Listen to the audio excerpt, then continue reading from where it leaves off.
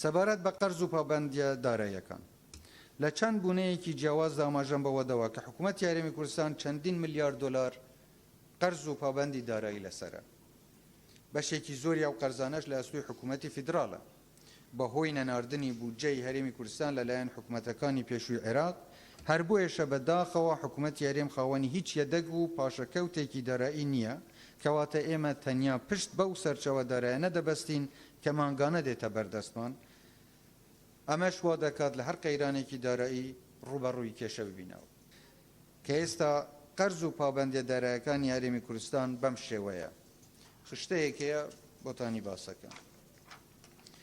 کۆی گشتی قەرزەکانی دەرەکی و ناوخۆ 7 ملیار و 256 میلیۆن و 283 هزار و 646 دلار کە بە دینار ئەکاتە 8 تریلیۆن و 576 میلیار و 927 میلیۆن و 269 هزار و 862 دینار.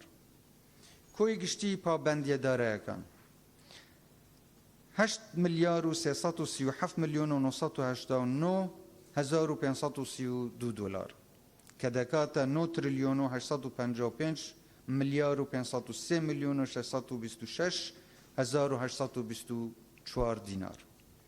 کۆی گشتی پابەندە دارایی تایبەت بە پاشەکەوتی شایستە دارایی موچەخۆران و خانەنشینان 8 ملیار و 966 میلیۆن و 156 هزار و 514 دلار کە دەکاتە 10 تریلیۆن و 597 میلیار و 997 میلیۆن دینار. بابەتی هەردوو بانکی بازرگانی عێراقی TBI و بانکی کوردستانی نێودەوڵەتی 3 ملیار و 916 هزار و 3 ملیار و 916 میلیۆن و 245 هزار و 347 دلار کە دەکاتە 4 تریلیۆن و 629 میلیار دینار. کۆی گشتی قەرزەکان و پابەندە داراییەکانی هەرێم ئێستا 28 ملیار و 476 میلیۆن و 657 هزار دلارە کە دەکاتە 33 تریلیۆن و 606 میلیار دینار. چاکسازی لە سیستەمی باج دەکەین و دەبێت دادپەروەری لە وەرگرتنی باج جێگیر ببێت و هەموو ڕێکارێکی یاسایی و کارگەری دەگرینە بەر بۆ ڕێگەگرتن لە خۆدزینەوە لە باج و میکانیزم و پێوەری تازە دەگرینە بەر بۆ سەپاندنی باج.